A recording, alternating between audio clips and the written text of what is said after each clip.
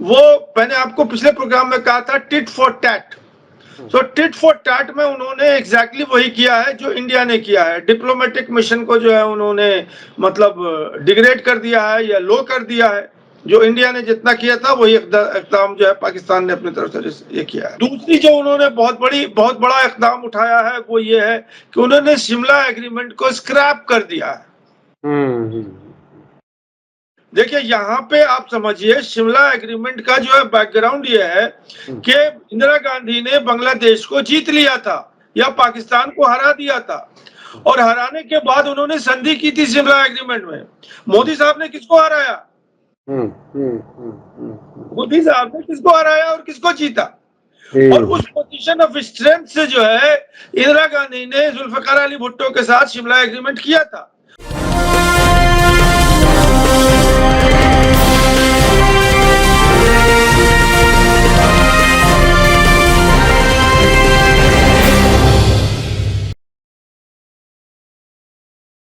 Hello, नमस्कार, आदाब, सत श्री अकाल और अस्सलाम वालेकुम। मैं हूं मोहम्मद अहमद काज़मी, लेकर आया हूं खास फ्राइडे का प्रोग्राम साउथ एशिया पर नजर सैयद अली मुश्तबा के साथ। इस वक्त साउथ एशिया एक तरह से जंग की कगार पर है। भारत और पाकिस्तान के बीच में पहलगाम आतंकी हमले के बाद जो कुछ तनाव बढ़ा है उससे पूरी दुनिया चिंता में है। दो जंगें, बड़ी जंगें पहले ही दुनिया को बहुत नुकसान पहुंचा रही हैं, जो इजराइल फिलिस्तीन और यूक्रेन। अब अगर भारत और पाकिस्तान के बीच में भी कुछ ऐसे हालात बन गए तो और कितना नुकसान उठाना पड़ेगा, कितनी बेगुनाह जानें इसमें जा सकती हैं, इसकी चिंता सबको है। आज सबसे पहले हम उसी पर बात करेंगे सैयद अली मुश्तबा साहब के साथ, क्योंकि पाकिस्तान से जो बयानात आ रहे हैं वो उन्हें ऐसा लग रहा है कि कुछ ही घंटों में शायद भारत हमला करने वाला है। भारत में भी बहुत अहम मीटिंगें हो रही हैं जिसमें नेशनल सिक्योरिटी एडवाइजर, फौज के बड़े अफसरान, प्राइम मिनिस्टर सब मुसलसल मीटिंगें कर रहे हैं। क्या कुछ होने वाला है, सबको एक तरह से जंग का खतरा महसूस हो रहा है। इस पर हम तफसील से बात करेंगे। इसके अलावा इस भारत और पाकिस्तान के टेंशन से अफगानिस्तान को कितना नुकसान हो रहा है, वहां तक उसके अभी जंग शुरू ना होने की हालत में ही वहां तक नुकसान हो रहा है, कारोबार को नुकसान हो रहा है, वो भी हम समझेंगे। उसके अलावा फिर हम बात करेंगे बांग्लादेश की कुछ खबरों की, जिसमें एक चिन्मया कृष्णा दास, जिनको वहां पर जेल हो गई थी, उन्होंने कोई प्रॉफिट मोहम्मद सल्लल्लाहु अलैहि वसल्लम के खिलाफ कुछ बोल दिया था, उसके बाद वहां तो उनको बेल हो गई है।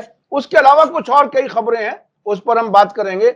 और फिर जाएंगे नेपाल। ये कुछ बहुत अहम खबरें हैं। आज भारत और पाकिस्तान पर बहुत ही फोकस बातचीत होगी। आप बहुत से यूट्यूब चैनल देख रहे हैं, लेकिन इसमें कुछ आपको खास इंफॉर्मेशन मिलने वाली है। सैयद अली मुश्तबा साहब, वेलकम है आपका। मीडिया स्टार वर्ल्ड को आप वक्त देते हैं, उसके लिए हम शुक्रगुजार हैं। आप बताइए कि भारत और पाकिस्तान के बीच में जो इस वक्त सूरत हाल है, सबसे पहले मैं जानना चाहूंगा कि क्या आप ऐसी उम्मीद कर रहे हैं कि जंग शुरू हो जाएगी या सिर्फ इलेक्शन जीतने तक का मामला है, क्योंकि कुछ लोगों को शक ये भी है।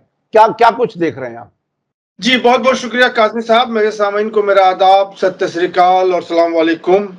आज जो है हम लोग अपना चर्चा का आगाज जो है वो पाकिस्तान के व्यू पॉइंट को, पिछली बार हम लोगों ने जब ये प्रोग्राम रिकॉर्ड किया था तो पाकिस्तानी व्यू पॉइंट को हम लोगों ने मतलब चर्चा में नहीं रखा था, लेकिन अब जैसे जैसे मतलब परत उसके खुल रहे हैं तो पाकिस्तानी रिस्पॉन्स भी आ रहा है।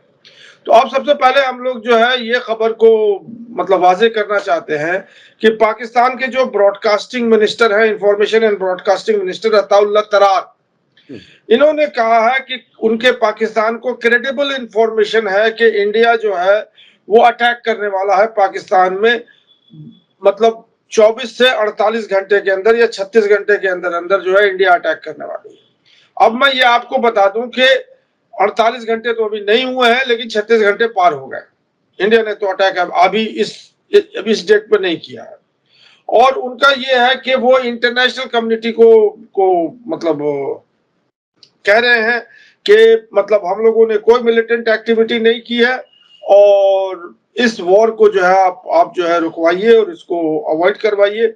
और लेकिन हम लोगों के अंदर जो है वो मतलब तैयारी है, एडवेंचरिज्म अगर इंडिया करती है, क्योंकि देखिए जाहिर सी बात है पाकिस्तान तो इंडिया के अगेंस्ट में वॉर करेगा नहीं।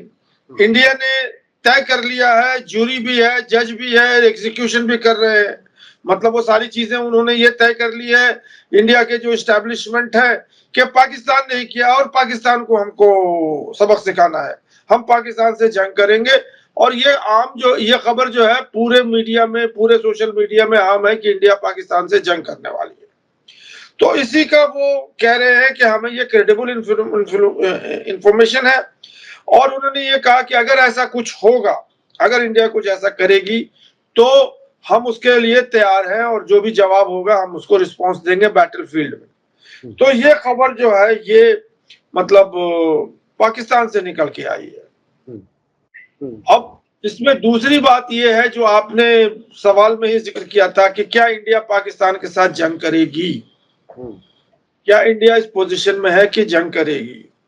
सारे जो मिलिट्री स्ट्रेटेजिस्ट हैं, जो मिलिट्री साइंस को जानते हैं और मिलिट्री मतलब मामले के जो विशेषज्ञ हैं, उनका ये कहना है कि इंडिया जो है वो जंग के पोजीशन में नहीं है। जंग की प्रिपरेशन में 6 महीने से ज्यादा लग जाते हैं, 1 सेकंड में जंग शुरू नहीं होती है। तो ऑल आउट वॉर वो नहीं होगा। जब इंडिया इस प्रिपरेशन में होगी 6 महीने के बाद, तो फिर क्या होगा नहीं होगा ये मतलब उस वक्त बात होगी। अभी का जो सूरत हाल है वो ये है कि या तो किधर भपकी है नरेंद्र मोदी साहब की और उनके कैबिनेट की, या नहीं तो वो अब उन्होंने कहा हुआ है कि सेना को कहा है, जल थल और वायु सेना को, कि आप स्ट्राइक कर सकते हैं, आप जो है जैसा भी आपको समझ में आए वो कर सकते हैं। तो मेरा अपना पर्सनल एनालिसिस है कि शायद बालाकोट की तरह कुछ इंडिया जो है वो प्लान करे और कुछ एक आध जगह जो है कहीं पे जहां पे वीक पॉइंट्स है पाकिस्तान के, वहां पे अटैक हो सकता है। यानी बिल्कुल यानी जंग नहीं बल्कि टच एंड गो वाली हालत होगी कोई चीज अगर ऐसी हुई तो। जी जी जी। अब उसके ऊपर भी जो है पाकिस्तान ने तो पूरी प्रिपरेशन कर ली है इस अटैक के लिए। उनके सारे जो ट्रूप्स हैं उनका मोबिलाइजेशन हो गया है। इंडिया के जो मतलब नियरेस्ट बॉर्डर लाइन के पास जो है उन्होंने अपने F-16 के तैयारे खड़े कर दिए हैं और उनके जो चाइनीज जो तैयारे हैं उनके पास J-17 वगैरह, वो सारों को ला करके पूरा जो है 740 किलोमीटर जो इंडिया का और पाकिस्तान का बॉर्डर लगता है पंजाब को छोड़ करके, उस पर रेड अलर्ट है। तो उन्होंने तो पूरी तैयारी कर ली है। उनके पूरे जो अगर जरा सा भी इंडिया कोई एडवेंचर करेगी, इमरान खान ने भी जेल से कह दिया है कि इंडिया को रिस्ट्रेन करना चाहिए एडवेंचरिज्म के लिए, और अगर वो कुछ करती है तो मतलब यह है कि पाकिस्तान उसका मुंह तोड़ जवाब देगी। तो ये तनातनी अभी चल रही है और मुझे नहीं लगता है कि कोई ऑल आउट वॉर होगा, क्योंकि जो कमेंटेटर हैं जैसे परवीन शौनी साहब हैं, उनका ये कहना है कि अगर इंडिया ऑल आउट वॉर करेगी तो हो सकता है इंडिया हार जाए, ये उन्होंने कह दिया। India can not defeat Pakistan in all out war, India में लूज द वॉर, ये भी उन्होंने कहा है। तो जितने भी लोग हैं, एक और जनरल साहब ने कहा है कि अच्छे से पहले प्रिपरेशन कर लीजिए तब वॉर लड़िएगा। उनका ये भी कहना है कि हमारी बहुत सेना के बहुत सारे जो मतलब टुकड़े हैं सेना के, वो LAC पर चाइना पे तैनात है। अगर वो वहां से अगर वॉर होगा तो लद्दाख से उसको शिफ्ट करेंगे कश्मीर और पंजाब के थिएटर पे। तो वो जो हमारा मतलब एरिया है लद्दाख का, वो बिल्कुल खाली हो जाएगा। चाइना जो है आकर करके जम्मू में आके बैठ जाएगी, या नहीं तो वो लद्दाख के ऊपर जो पहाड़ियां हैं वहां पे आके बैठ जाएगी। तो बहुत ही कॉम्प्लेक्स सिनेरियो है और जो इंडिया के मिलिट्री जनरल है उनको मालूम है कि क्या होगा। हम और आप तो टीवी पे बात कर रहे हैं या यूट्यूब पे बात कर रहे हैं, जो कॉन्सिक्वेंसेस ऑफ वॉर जो है वो मैनीफोल्ड है। मुस्तफा साहब ये बताइए कि अब से पहले भी भारत के खिलाफ चीन और पाकिस्तान एक दूसरे की मदद करते रहे हैं। उधर चीन ने एक तरह से हमें एंगेज किया हुआ है लद्दाख में, हालांकि कहा जाता है कि बातचीत हो गई, मामला हल हो गए, और दूसरी तरफ अगर पाकिस्तान से ये टेंशन बढ़ती है तो क्या भारत के लिए ज्यादा मुश्किलात बढ़ेंगी? क्या लगता है आपको? जी, ये तो अब तो चाइना बहुत इंटरेस्ट ले रहा है ये पहलगाम के ऊपर, और वो कह रहा है कि हम मतलब वॉच कर रहे हैं ये सिचुएशन को।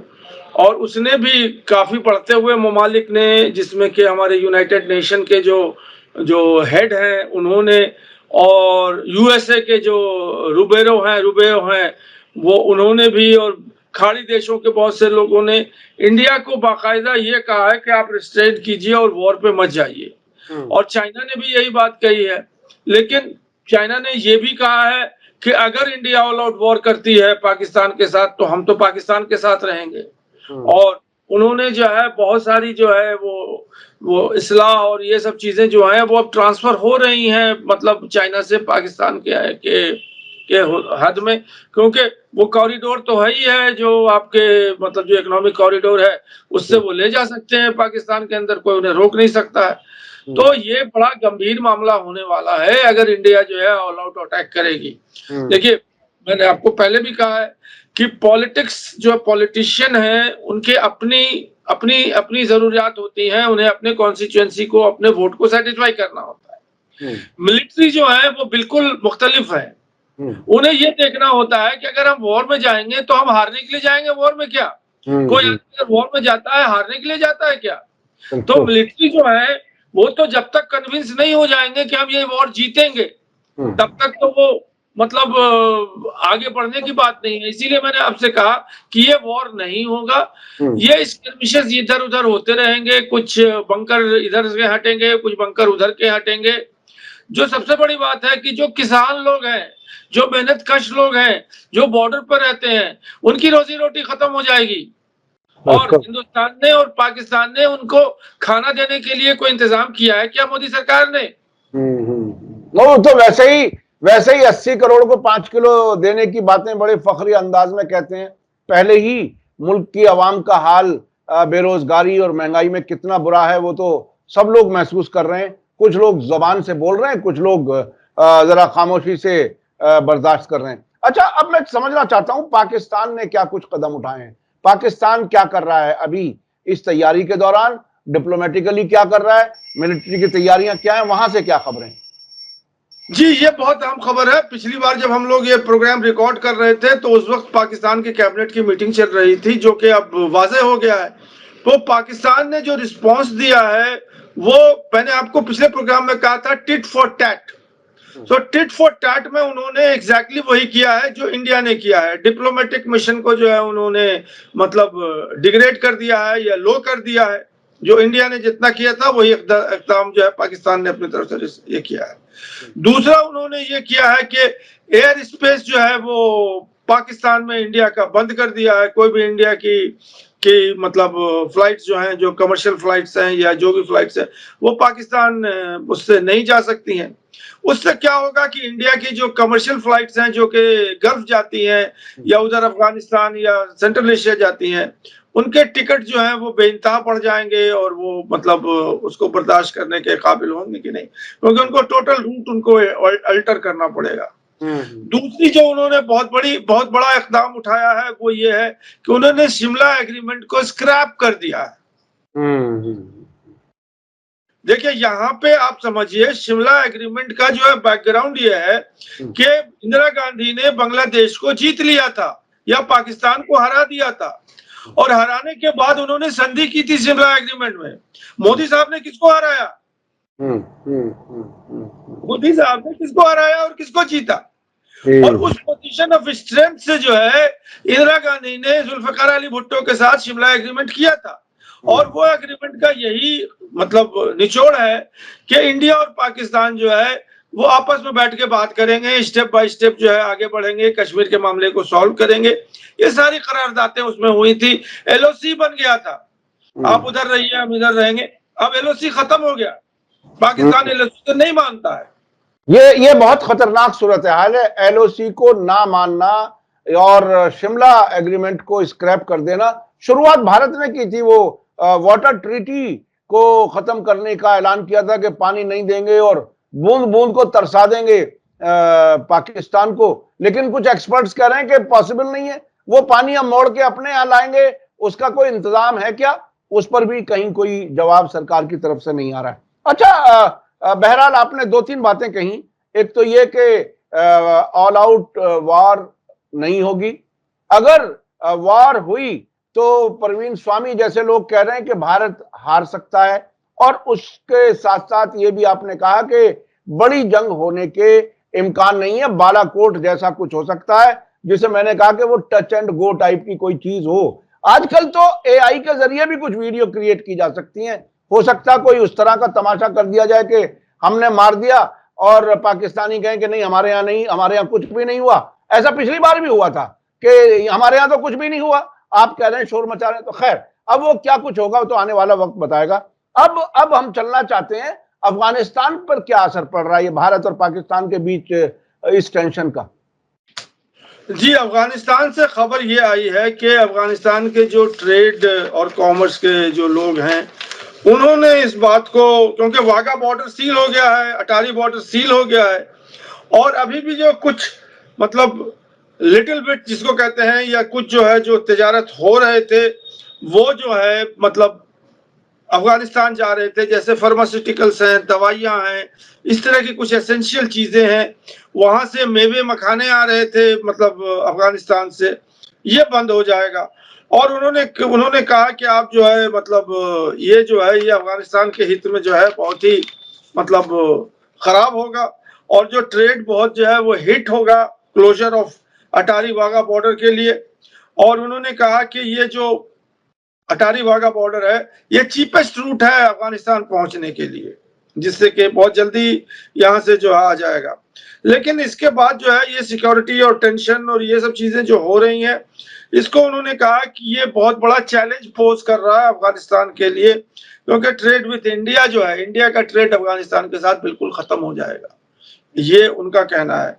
इसलिए उन्होंने कहा कि इकोनॉमिक इसको बहाल करने के लिए ये जो है ये सिचुएशन बहुत ज्यादा कंटिन्यू नहीं करना चाहिए, और इंडिया को जो है वो चाहिए कि वो जो है मतलब डैमेज को देखते हुए इसके ऊपर इक़्तिदाम जो है जो भी मतलब स्टेप्स लेना चाहते हैं वो ले। तो ये खबर है जी। इससे पहले पाकिस्तान और बांग्लादेश का, माफ कीजिएगा, पाकिस्तान और अफगानिस्तान का बॉर्डर बंद हो चुका, तुरखाम का, जिसकी हमने पहले जिक्र किया था।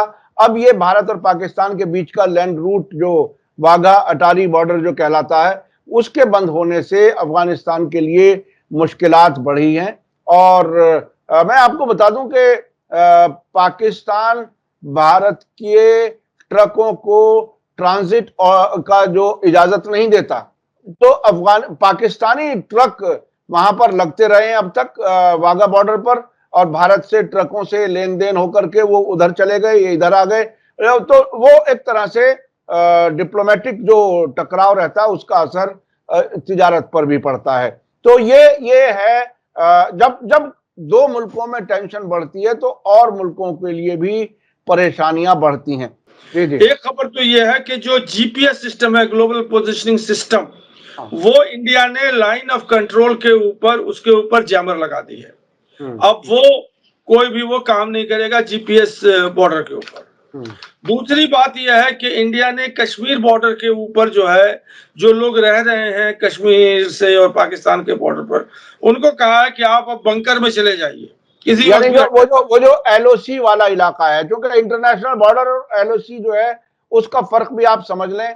क्या अपने दर्शकों को मैं बता दूं कि इंटरनेशनल बॉर्डर वो होता है जब दोनों मुल्क एक किसी बॉर्डर पर मुत्तफिक हो जाएं कि उधर आप हैं इधर हम हैं। लेकिन जहां कहीं डिस्प्यूट होता है तो उसे लाइन ऑफ एक्चुअल कंट्रोल कहा जाता है, LAC।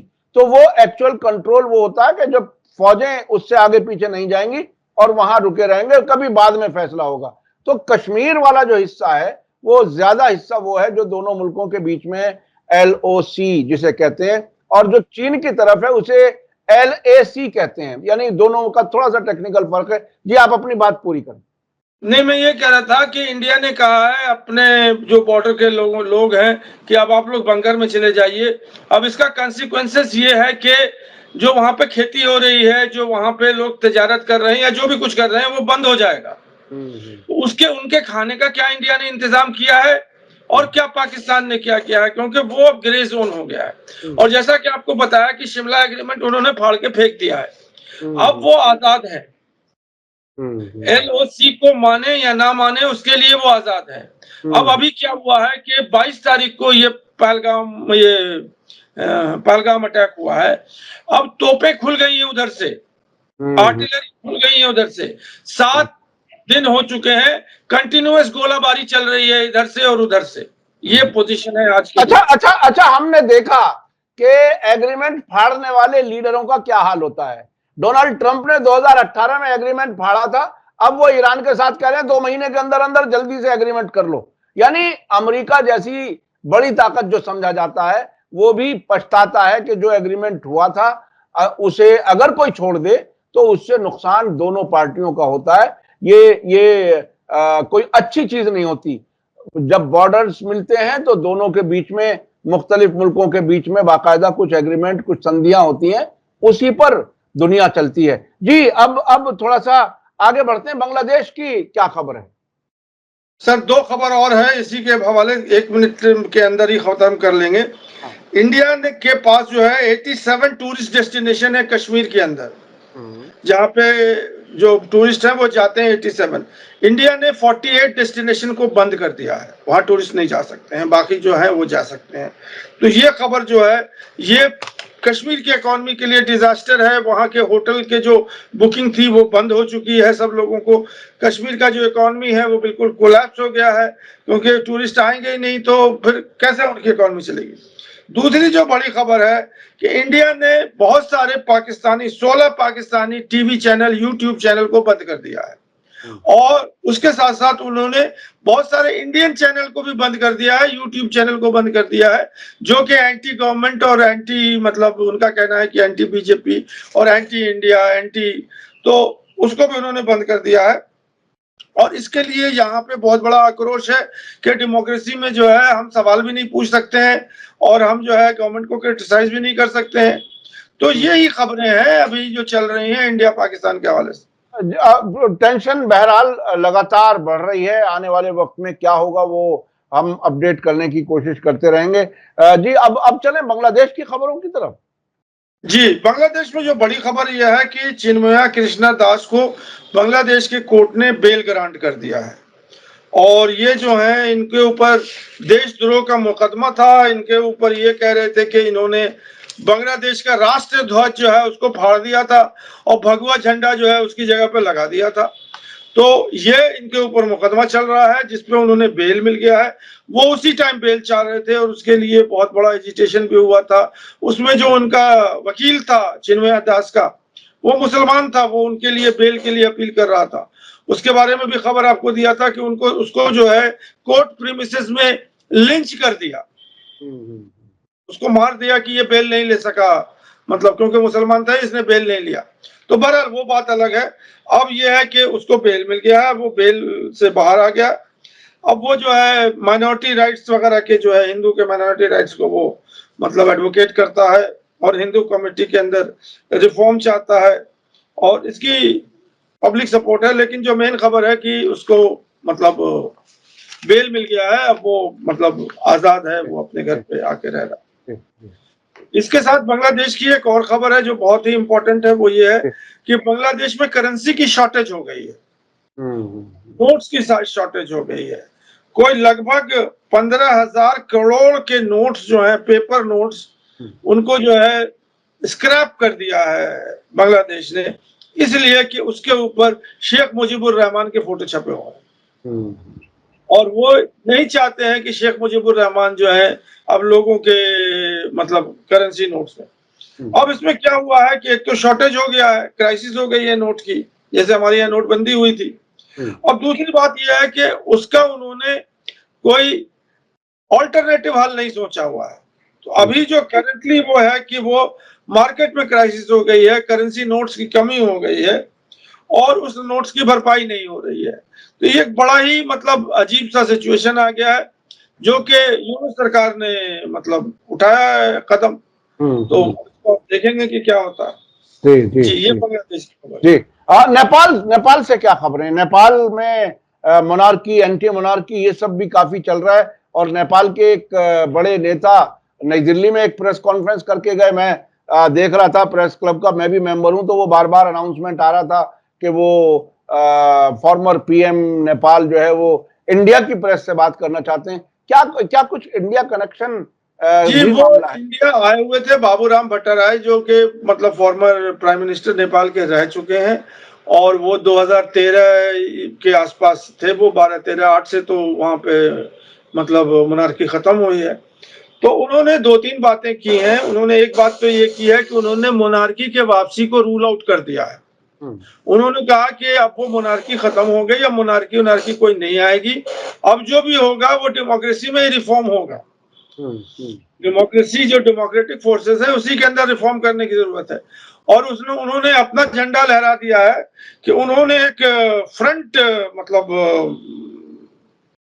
का ऐलान किया है, जिसका नाम है प्रोग्रेसिव डेमोक्रेटिक फ्रंट, जो यानी एक, एक, एक सोशलिस्ट फ्रंट पार्टियों है। का कोalition उन्होंने एक हाँ तरह से ऐलान किया है कि ये मिलकर के लड़ेंगे। जी हाँ, ये उन्होंने कहा है कि जो प्रॉब्लम अभी नेपाल के अंदर है वो 3 लोगों से है।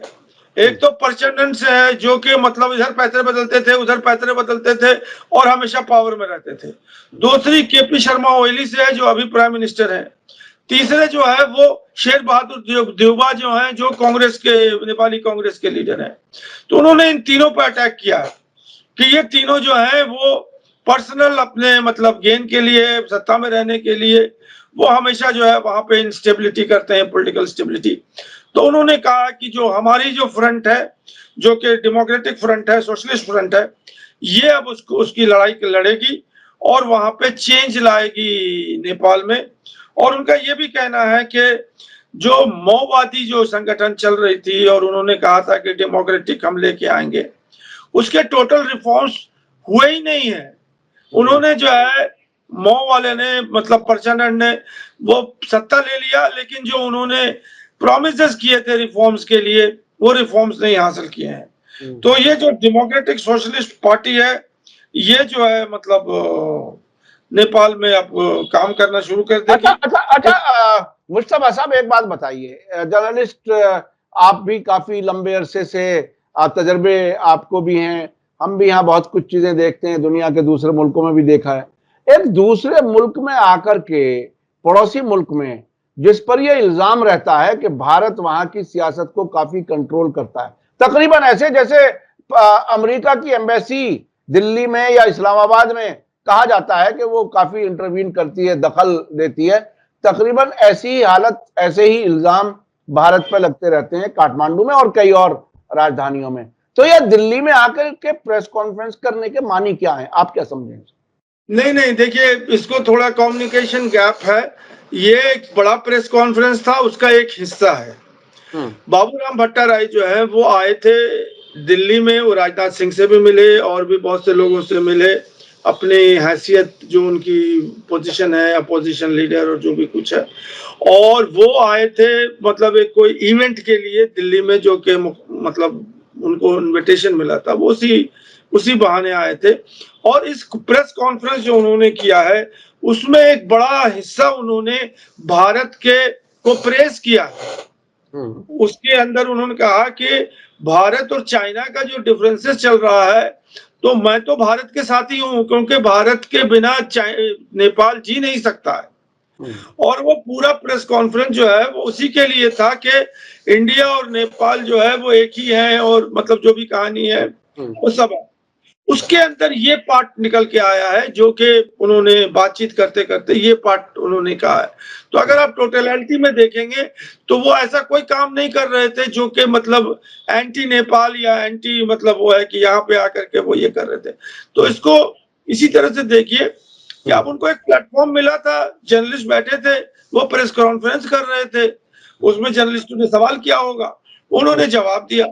तो हालांकि ये काम उन्हें काठमांडू में करना चाहिए था। मेरा कहना समझना वही है कि काठमांडू में करते, काठमांडू में भी भारत के बहुत से पत्रकार होते हैं और इंटरनेशनल एजेंसियों के पत्रकार होते हैं।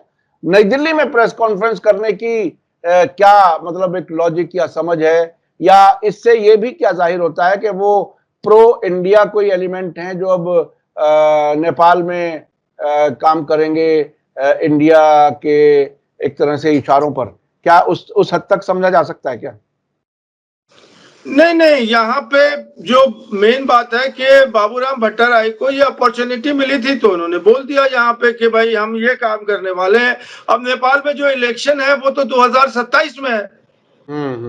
चलिए, तो उसकी ठीक है तैयारी जो है वो कह रहे हैं कि अब हमने अपनी फ्रंट बनाई है, अब वोटर्स के पास चॉइस है कि वो हमें वोट दे या फिर दूसरे इसको वोट दे। सही सही सही। बहुत बहुत शुक्रिया सैयद अली मुस्तफा साहब, आप हमें वक्त दे देते हैं और पूरे इस इलाके के तमाम मुल्कों पर नजर रखते हैं। ये बहरहाल चलते चलते एक बार फिर हमारी एक तरह से दुआ है, नेक ख्वाहिश है कि जंग ना हो, जंग के बिना ही मामलात आपस में हल हो जाएं, तो समझते हैं कि आम लोगों की तकलीफें ना बढ़ें। ऐसी हमारी कामना, ऐसी हमारी दुआ ख्वाहिश है। और आतंकियों को जरूर सजा मिलनी चाहिए। जो लोग भी आतंक के पीछे हैं उनको सजा जरूर मिलनी चाहिए।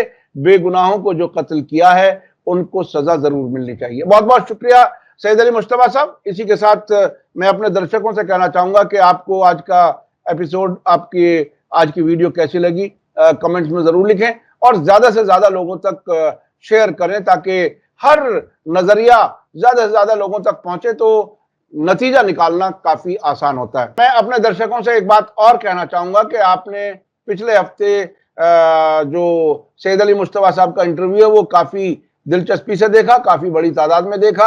आप लोग इसको ज्यादा से ज्यादा शेयर करें ताकि ज्यादा से ज्यादा लोगों तक ये बात पहुंच सके। इसी के साथ मुझे दीजिए इजाजत। धन्यवाद, शुक्रिया। जय भारत, जय हिंद। मीडिया स्टार वर्ल्ड के और वीडियो देखने के लिए हमारे चैनल को सब्सक्राइब करें और सीधे नोटिफिकेशन पाने के लिए बेल आइकन दबाएं। और अगर हमारी खबर सच्ची और अच्छी लगे तो अपने व्हाट्सएप, इंस्टाग्राम, फेसबुक और ट्विटर अकाउंट पर जरूर शेयर करें।